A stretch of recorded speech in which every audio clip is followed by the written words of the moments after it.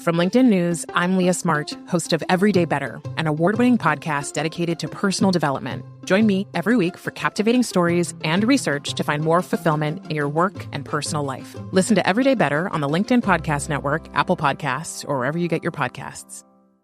From LinkedIn News, I'm Jessie Hempel, host of the Hello Monday podcast. Start your week with the Hello Monday podcast. We'll navigate career pivots. We'll learn where happiness fits in. Listen to Hello Monday with me, Jessie Hempel, on the LinkedIn Podcast Network or wherever you get your podcasts. Melody, thanks for joining us today. I'm so happy to be here. Thank you for having me. Yeah, it's our pleasure. So how about you get us started by telling us a little bit about yourself and what you do? I am a executive coach, a licensed social worker, and I am the author of a new book called Trust Yourself, Stop Overthinking and Channel Your Emotions for Success at Work. Fantastic. So let's get into the book. Where should we begin? I think we can begin with how this book came about. That may be a good place to get started. Perfect. So let's start with that origin story then. Yeah. So, as I mentioned, my background is as a social worker. So I began my career in psychology. And really, I, from a very young age, was your consummate A+ gold star student who lived to exceed expectations in every way. And I followed that path of success that was laid out for me. Got good grades in school, went to a good college, got a good job out of school, and came to a point early on in my career where I found myself completely and utterly burned out. And it wasn't for lack of being good at my job or not being able to manage my time, but it was because I had let my own tendencies, my own people-pleasing, lack of boundaries, perfectionism, self-doubt, I had let all of that become such a heavy weight to bear that I literally couldn't go on anymore. So I came to a point in my career where I had to use my training in human behavior and psychology. I had to use all of those tools on myself. And now as an executive coach, I work with people who are just like me, who are also highly sensitive, but also high achieving and have that same combination of traits that can at once be our superpowers that help us excel and strive in our careers, but can at the same time be a detriment and really hold us back if we don't have the right tools to be aware of these qualities and know how to manage them. That is fantastic. And I'm excited to know that I'm speaking to somebody else who has a psychology undergrad degree too. So this is great. So we will go heavy into the psychology there. So yes. Let's think about this, because right now you're at a point where you've written this book. You're kind of able to understand those the barriers that you faced, maybe where they came from, and then how to overcome them. And so maybe we could use you as a case study. So what led you to have these types of barriers in your life? And then we can transition into like what you did to overcome them. Absolutely. So in the book, I talk about this personality type, which I've defined called a sensitive striver. So again, pretty self-explanatory, but it's that combination of being a deep feeler and deep thinker combined with that ambition and drive to be the best version of yourself. And those two sides, when they come together, again, can be a strength, but can hold you back. And so in the book, I define 6 core qualities that make up being a sensitive striver. And when these qualities are unbalanced, that's when we have the downsides. So I can give you a couple examples of that, which one of the strive qualities, the first one is sensory sensitivity. So that's having a more intense nervous system response, since we as sensitive strivers have a more finely attuned central nervous system. This is about 20% of the population, about 1 in 5 people, that has a set of different genetic differences and actually brain differences that leads them to being more responsive to everything that's happening both within and around them. So I was someone, especially earlier on in my career when I didn't realize it, would get overwhelmed very easily. And even now, today, if I'm put under pressure or I feel like I'm being rushed or there's urgency around something, I very easily can become frazzled and I completely shut down. So that's one example of how that manifests.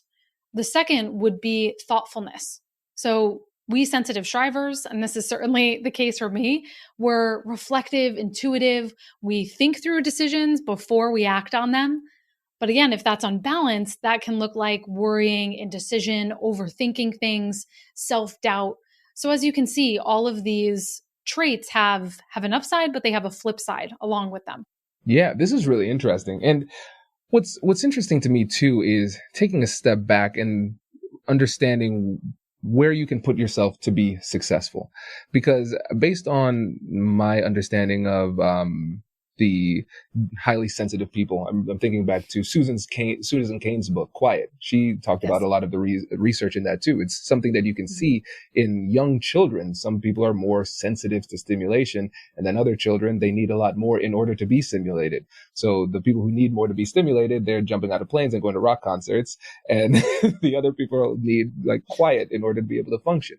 And so it makes me think that you need to be very mindful of what type of atmosphere you put yourself in. So for example, if you're in a really, really fast moving startup and you have to do a lot of things, a lot of different ways, a lot of times, and every day is different, that could be easily overwhelming. 100%. You put it perfectly, that the whole point of describing this and being aware of this personality is so that you can manage yourself better and you can create conditions for your own success. Or if you know someone like this, you can understand their tendencies so you know how to communicate, work with them better to achieve better outcomes. Because if you're having a difficult conversation or negotiating with a sensitive striver and you come at them very aggressively, you dump a ton of information on them all at once, well, they're going to shut down or they're going to be very easily overwhelmed. So even just being aware, because you either are this personality type or you're dealing with them, having the awareness gives you power to get the most out of these qualities and traits. Thank you. It's such a pleasure that we have this interview going after a few mishaps Yes. and stumbles. It's wonderful to be here. It is great to have you, my friend. Thank you for your patience. So how about you get us started by telling us a little bit about yourself and what you do? So my name is Paul Ross. I am on a passionate mission to show already successful entrepreneurs, business leaders, speakers, professional salespeople how to dramatically uplevel their results through leveraging the power of subconscious communication. I am a master hypnotist. Watch out, everyone. An author, sales trainer, speaker, and I am a fanatical lover of cats. I am an allurophile. Both of my fur babies are trying to break down the door to get in here. They like to be on this broadcast, but sometimes they accidentally disconnect or get in the way of the camera. And so they're locked out and trying to get in. That is fantastic. And you have a new book. Can you tell the listeners about that too? My book, and they can see, right? This is video as well as audio. Look how handsome I am here. This is my book, Subtle Words That Sell. And the subtitle is How to Get Your Prospects to Convince Themselves to Buy and Add Top Dollars to Your Bottom Line. Because I believe if your prospect, customer, client, whoever's on the other side of the negotiating table is not actively engaging their imagination on the subconscious level to convince themselves to buy, you're doing too much work and you're leaving a lot of money on the table. I am lazy and I don't like leaving money on the table. Now, these are very unconventional stuff that you cannot get from off the shelf. It's unlike anything you've seen before because I come from outside the field of sales. This is something you don't know, Kwame. And am I pronouncing your name correct? Absolutely. Yeah. I know. This comes from outside the field of sales because I'm going to spring this on you. It's not on my one sheet. My original career was a pickup and dating coach. I taught men how to pick up women and successfully date them. Now, if you want to think about a negotiation and a sale, there's no bigger negotiation and a sale than getting a date. If you think about it, and getting the other person to be attracted to you. Think about that. You have to do your prospecting, you have to do your qualification, you have to establish rapport, do your sales presentation, do your close, and then handle objections and see if you can get repeat business. So originally I came from that field and I saw the correlation very early on. And I took a deep dive into how to use neurolinguistic programming and some hypnotic techniques to build it into a sales process. And that's how I actually got started from a completely different, wildly off the cuff way of looking at things. That's so fascinating. It really is an interesting approach. And the thing is, you can see the similarities, persuasion, all of those things. They're going to be similarities in different fields. And then if you can take different approaches from different fields, it gives you a wider variety of tools to use in the business world. Yeah, and to fill in a little bit of the blank, what happened is around 2006, I started getting emails from students attached with attachments of pictures of their wives and families. And they said, thank you. I've met the woman of my dreams and blah, blah, blah, blah, blah. And I've started to use your stuff in sales and I'm getting tremendous results. I'm getting 50, 100, 300% improvement in my sales. You should come up with a course on this. And so I went into my language lab. I consider myself to be like the mad scientist of sales and language. And I began to come up with courses, and each iteration, each repetition, I improved it and I improved it and I improved it until I came up with what I have today. Very interesting. And I think the tagline of your book is unique in and of itself. And you're talking about how you can get people to make the decision for themselves. Can you go a little bit deeper into I would love to. Yeah. So when I teach, I always want to get into the principles first, the concepts. I do have word for word things you can use, word for word mini scripts. I don't like long scripts, many things that you can say, but the basic principle. And this is a wildly different way of looking at selling. To me, selling is about creating states of consciousness. Can I unpack that before people screech on the brakes and say, okay, I'm turning, what is Paul's office rocker? Let me tell you what I mean by that. So when your prospect comes to you or your team is there, what states of mind do you want them in? Do you want them to be bored? Do you want them to be resentful? Do you want them to be somewhat interested? Do you want them to be scattered, or do you want them focused, eager to listen, feeling like you're a leader they want to follow, wanting to see you win? And my crazy claim is through using the power of suggestion, you can create those states early on. But let me give you a metaphor what I mean about states of mind, states of consciousness. So I'm going to ask you a question. It's not a trick question. It's a real question. Let's say we want to conduct a current of electricity. We have a piece of gold foil and a piece of cardboard. Not a trick question. Which one's going to conduct the electricity? Gold foil.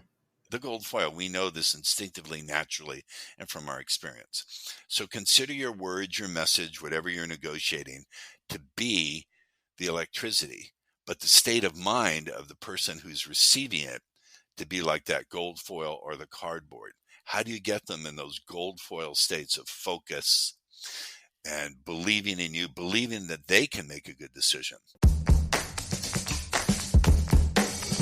Hey you, I'm Andrew Seaman. Do you want a new job? Or do you want to move forward in your career? Well, you should listen to my weekly show called Get Hired with Andrew Seaman.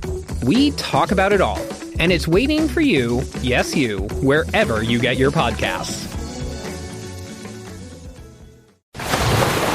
Brace the rudders! Raise the sails! Raise the sails! Captain, an unidentified ship is approaching. Over. Roger. Wait, is that an enterprise sales solution? Reach sales professionals, not professional sailors. With LinkedIn ads, you can target the right people by industry, job title, and more. We'll even give you a $100 credit on your next campaign. Get started today at linkedin.com/marketer. Terms and conditions apply. Sarah, thanks for joining us today. Sure thing. Thanks for having me. Yeah, it is my pleasure. Long overdue, to be honest. So how about you get us started by telling us a little bit about yourself and what you do?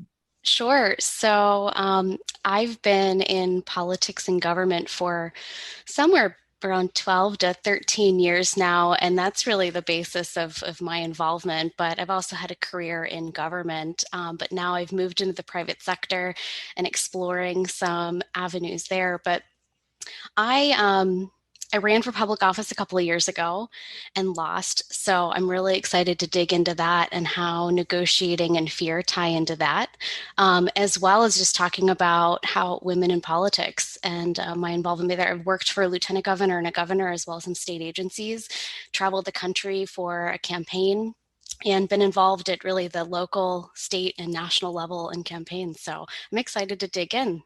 Absolutely. And this is a fun topic. Fun, not in that like experiencing fear is enjoyable, but fun in that there is a lot to explore here and a lot to learn. And so our topic is going to be negotiating through fear. And so we're going to talk about at the beginning. First, we're going to discuss how to negotiate away the fear internally for yourself and externally when you're helping other people to overcome their fears, recognizing that you don't need to be perfect. And then in the political world, fundraising, which is always scary, both for the people who are raising funds and the people who are being asked. And so can we use some of these negotiation principles in that realm? So let's just start off by talking about fear in negotiation in general, or difficult conversations in general. What are the things that we need to know about that? Yeah, so I think there's some pretty universal things, whether you're having a dialogue with your spouse or your boss, or you're trying to negotiate whether or not you actually want to do something like run for public office. And I think it's getting just like really clear on why you're doing what you're doing. And what your interest is in the conversation. I think knowing what we want to do and why is the first place where we can come to negotiation or a conversation, and being able to be authentic and able to bring up our best points. And I think the other thing that's really important is understanding where the other person is coming from. And we can go into this a little bit later, but something I use is incentive structures. It's principles from economics, but I use it in every part of my life, whether I'm negotiating with my husband on where we want to have dinner, or I'm talking to a candidate and trying to help them explain and understand how their private sector career is going to be very different from being in the public office and public life.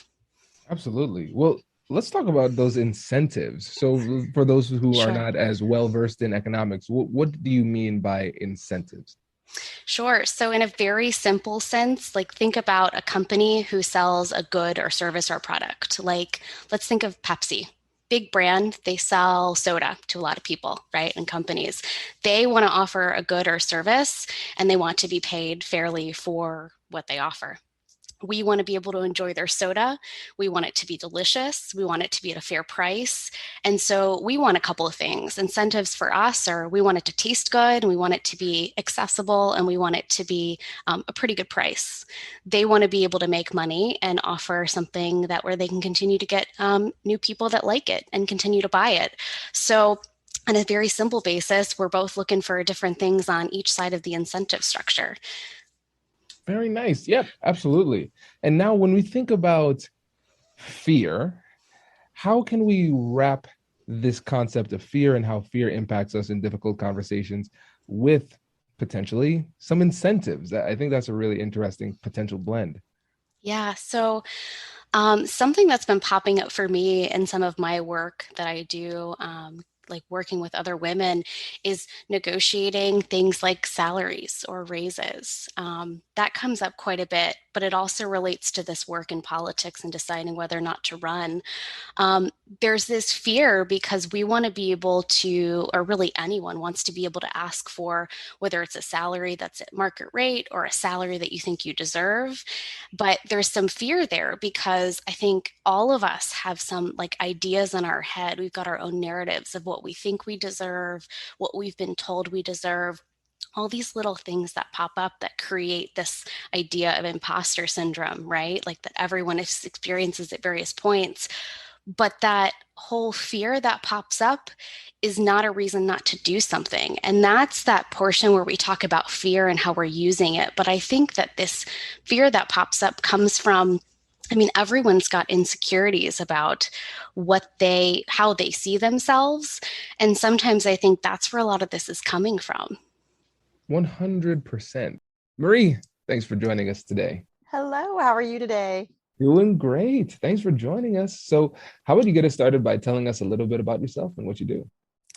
Well, thank you. I'm Marie Silver Keister, and I'm accredited public relation professional, and I own a company by the name of Murphy Upson, and we specialize in public relations, but our niche is really helping communities and public sector agencies make improvements to their communities.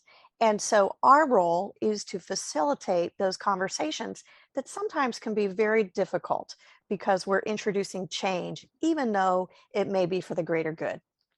I love that. And I know part of what you do includes facilitation, right? So can you tell us about what that looks like in your role and just in general, what facilitation is? So to be effective, what we are talking about is making sure that everyone has an opportunity to contribute. And when we introduce a community improvement, which may be a new shared use path, or maybe it's a new road, or maybe it is a new development in your community, the public's instant reaction could be fear, it could be anger. And so they may come to that initial meeting that we've planned to share the concept feeling very passionate. And so it's my role to make sure that we can explain what the proposal is, but leave a lot of room for the public to give input so they can shape what ultimately is built or so on. And so I help plan the meeting so that it's a very constructive conversation. But then I also make sure that as we run the meeting, we're giving everyone an opportunity to be heard and we're not getting defensive in response to their anger or passion.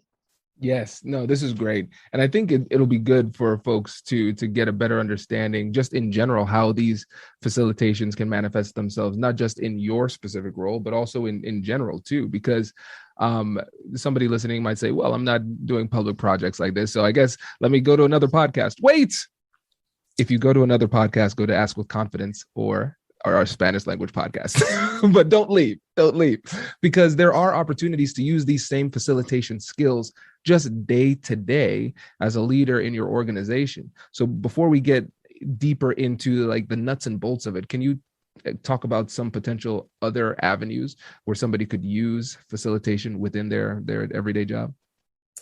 So when we talk about how to use facilitation skills in everyday practice, so let's say you're in a meeting and you walk in and you feel tension, or maybe you introduce an idea and somebody has a negative reaction. So the same tips apply, the same principles as your compassionate curiosity. You listen, you probe, you don't be so worried about conveying your idea that you stop for a minute and say, well, let's talk about what are you concerned about? I'm sensing that there may be some resistance. Can you explain why? And being curious and respectful, sometimes you'll get anger back for whatever reason. And instead of dismissing that or just having this visceral reaction and then escalating, it's better to ignore the negativity and focus on the kernel of truth. Whatever they've said, there's always something in there that once you get rid of the smoke and mirrors of, blah, blah, blah, I'm so angry. Well, let's talk about what you're angry about. Let's get to that and let's talk about it. By using those techniques, you're showing that you really do care and that you are listening.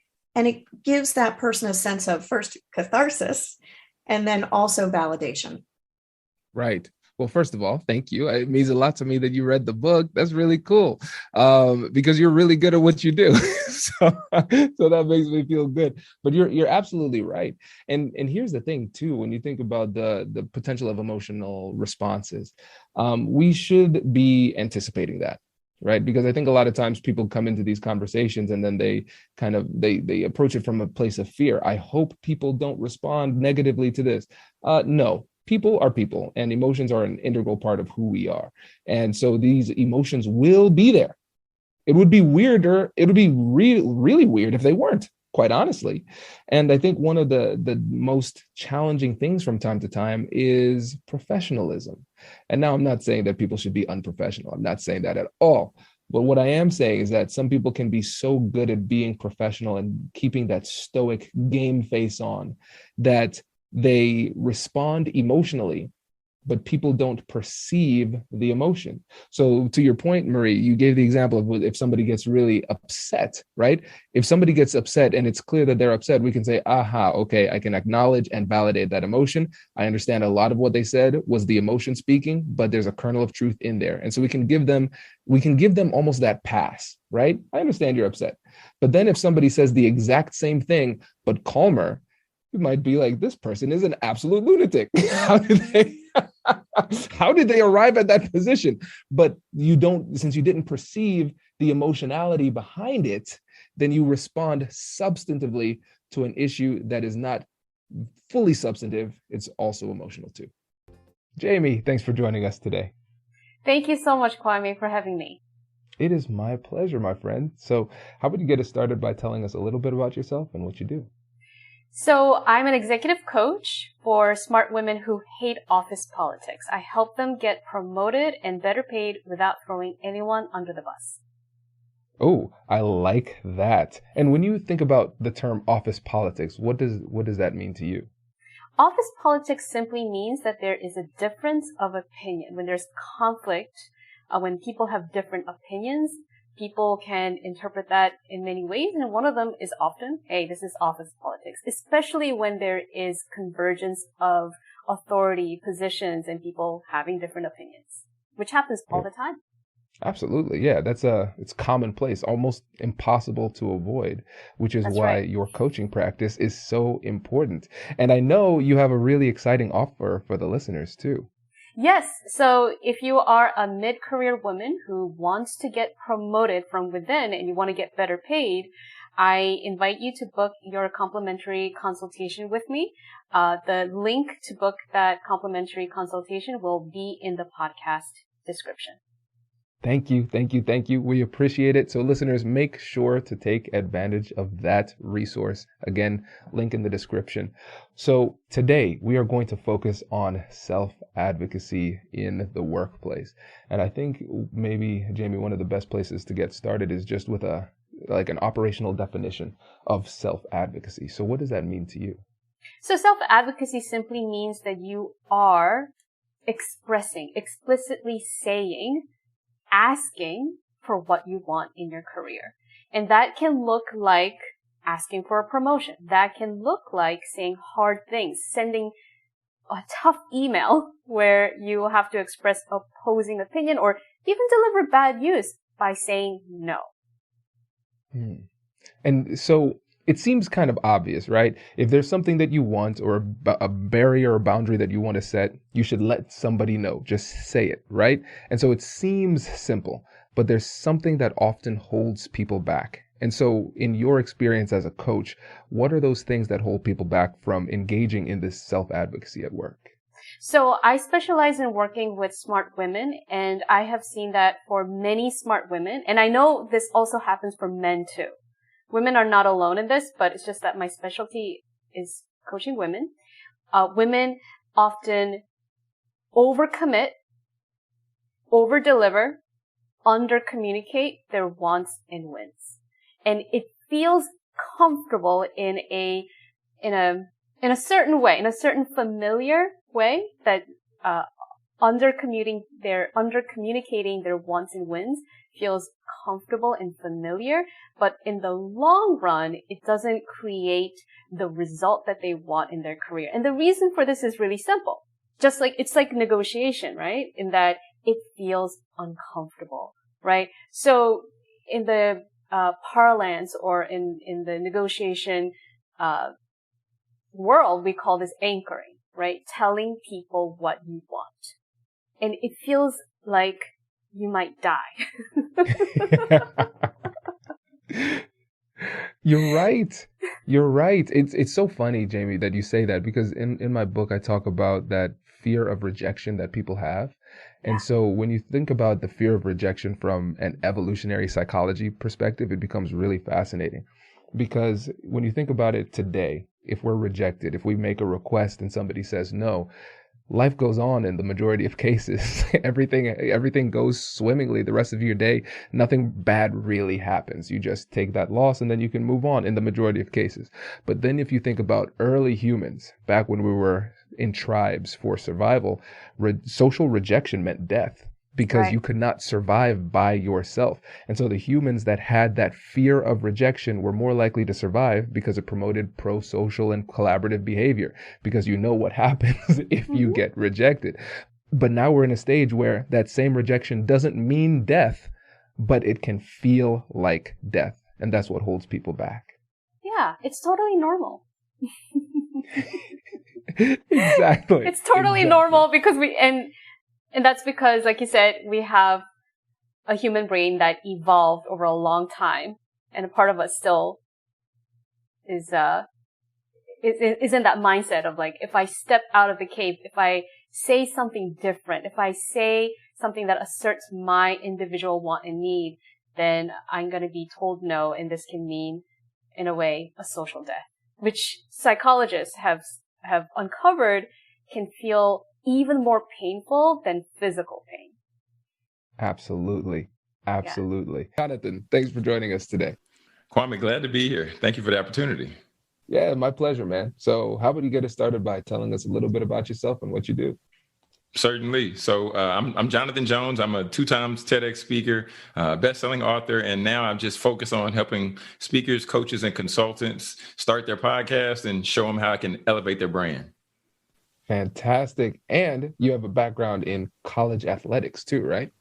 Correct. I was a junior college national champion, as well as, finished out my career at the Division III level. But it was a good journey.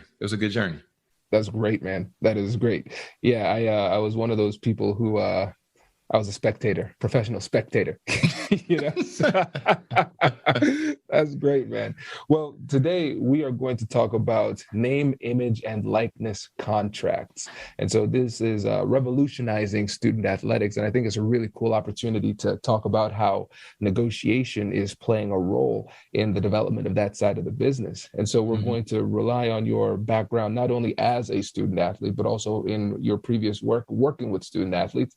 And then we're going to transition into a really unique way that the student athletes can get more power and leverage in their negotiations. And listeners, of course, you know that the principles that we talk about can be used in whatever negotiations you're having day to day as well. So, Jonathan, how about we start off with just a brief overview with name, image, and likeness, and why it's such a big deal this year? Certainly. So name, image, and likeness is just... What's the best way I can break it down? Okay, so ultimately, college athletes for the longest time have been competing, and after their 4 years, or some maybe a few more years than that, their bodies are beat up, their bodies are bruised, and sometimes they don't really have what they would like to be able to show for it in terms of monetary gain, maybe even in terms of status. So name, image, and likeness has been such a big thing because universities, colleges, and other institutions have been able to benefit and have been able to generate billions of dollars over the past, I'm not sure how many years.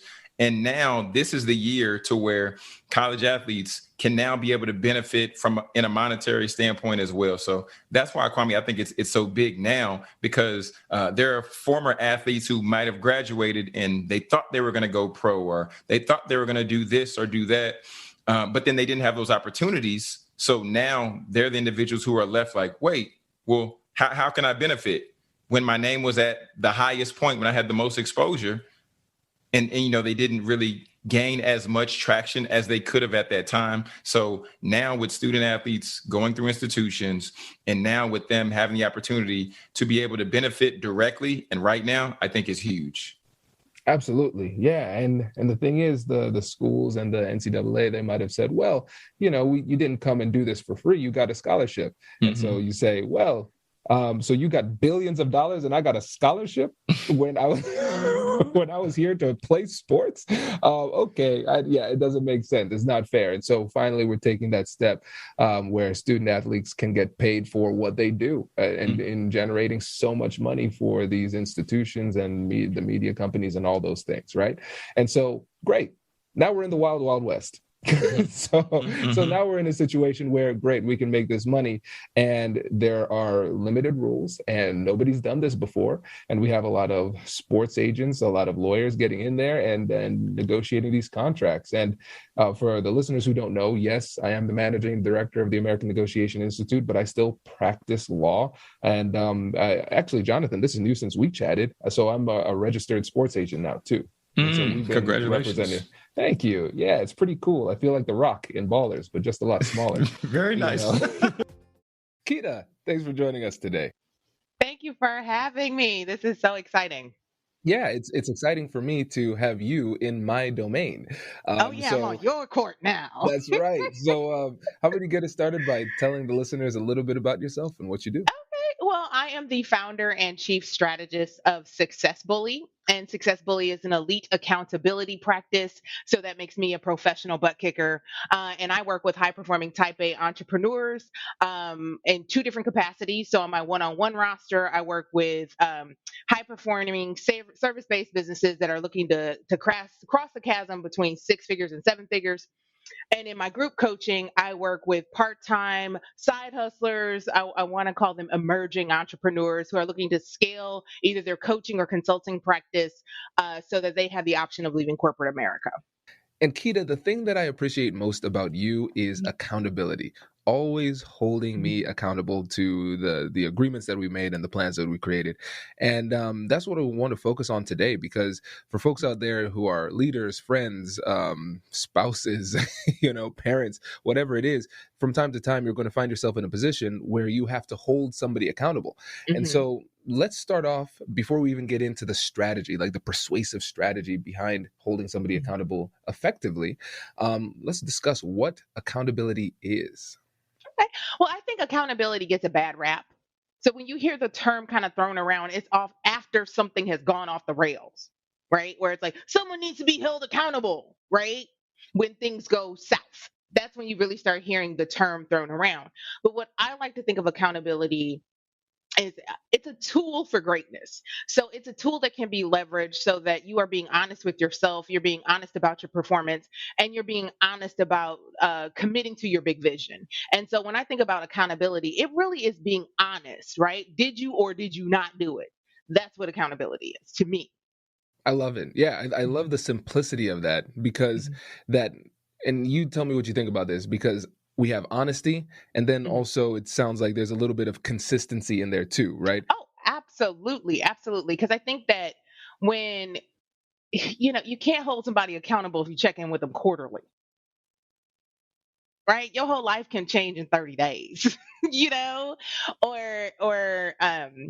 it's not effective if it is done every there's not a consistent schedule. There's not a consistent way that it's used. It's not a consistent amount of deliverables. So like consistency across the board on how you show up, but also how you facilitate. Like I have to be accountable as well, because like I have to make sure that you're on track, and I have to show up as the best version of myself to do that. Yeah. And now let's talk about some of the challenges. Now, there are a lot of them. So especially given your position, I'd be interested to see what you've experienced. And so let's say you're in a situation where you have been tasked either officially or unofficially with holding somebody accountable. You're making sure that they are honest with you, themselves, and the world, kind of being consistent with what they said they would do and then what they actually did. And now the reason we're having an episode on this is because it's difficult to do. So in your opinion, what are the things that make this process of holding somebody accountable so challenging? Well, I think that, and I yell this on the internet all the time, that coaching is only as good as the action that's taken. So like we can show up to our weekly check-in, but if you didn't do the work, I can't actually do the work for you. Right. So I think that is the most difficult part, where like, I know you can do it, you just didn't do it. Right. Or the week got away from you. And so like what I can't do is actually do the work for you. And so sometimes that gets a little frustrating, because, and we see this sometimes in like group coaching, where it's like week after week, you're going to show up like this. Are you comfortable with this? You want to be the caboose in this group? So I think that the frustrating part about it is that I can encourage you. We can have clear objectives. We can break it down based on what's going on in your life. I can give you tough love. I can give you, positive affirmations. I can give you all kinds of things, but I cannot do the work for you. Right. And so essentially there's an inherent lack of control in the process of holding people accountable, because when it comes down to it, they have to do what they said they want to do. They have to take the action, right? And so for you, when you're holding somebody accountable, what is the limit? Mark, thanks for joining us today. I'm so pleased to be with you, Kwame. Yes, we are pleased to have you, my friend. So how would you get us started by telling us a little bit about yourself and what you do? Well, in my professional career, I started out as a psychiatrist. I was a UCLA assistant clinical professor of psychiatry for 20 years. Part of my early focus was suicide prevention work, and one of my mentors was a fellow named Dr. Ed Schneidman. He was probably one of the top pioneers in the area of suicide prevention. And in 25 years, none of my patients died by suicide, and we can get into what was going on that enabled that. I then expanded that to training FBI and police hostage negotiators. For a brief moment, I took a left turn. I should have stuck with this. In the late 1980s and early 1990s, I was the world's leading expert on helping divorced couples get back together again. I was on the Today Show. I was on Oprah. I was in the New York Times. I was in the LA Times. But it wasn't as life and death as my suicide prevention work. And I never marketed. People just heard about it. And then they had me on these shows, and couples who were divorced and it wasn't working out for either of them had heard that I had this subspecialty of recoupling. And so I did that for a while. I probably should have written a book on that, but as I said, suicide prevention, hostage negotiation training just seemed a little more life and death to me. That's great. And listeners, Mark is one of my favorite authors, and I am a big time fan of the work that you've done. And I was telling Mark that I've taken probably over 40 pages of notes, single space, with the books that he's written. So we're going to put links to all of that and Mark's website in the description too, so you could enjoy more wisdom from Mark. And so today, Mark, with the time that we have, we're going to talk about how we can amplify our listening skills. And just in our brief conversation before the interview started, you brought up a concept called that you described as helping people to feel felt when they're talking to you. So what does that mean to you? Well, it's much easier to show than tell. So I'm going to give you the experience of feeling felt right now. Are you game? Always. So I have 5 bestsellers in Russia. And a couple of years ago, I headlined with a Nobel Prize winner named Daniel Kahneman. He wrote Thinking Fast and Slow. And I headlined because my books were doing well. And the title of my talk there, which we can use for this episode, Change Everything You Know About Communication. What I did with the audience, and there's video clips, which I can send you links to, and here's where you're going to feel felt. If I focus on our conversation now, Kwame, you're listening to me, and in your mind, you're checking boxes. I hope he'll cover this area. This might be a good thing to dive into. I want to make sure we cover this. And so if I focus on you listening to me, I will try and give you information that covers the boxes. But if instead of focusing on you listening to me, I focus on what you're listening for, inside what you're listening to me, this is what I'm picking up, and tell me if it's true. What you're listening for is valuable, practical information that is relevant to your listeners, that's clear, concise, and doable and usable by them, because the trust and confidence of your viewers and listeners matters to you, and you want to honor it. And the last thing you want to do is waste their time. And so you're listening for something that would be a great use of their time. If the episode's only 20 minutes and they're commuting, you want to make sure that they get something of value in their life. And you want it to be relevant to them and valuable to them. Is that accurate?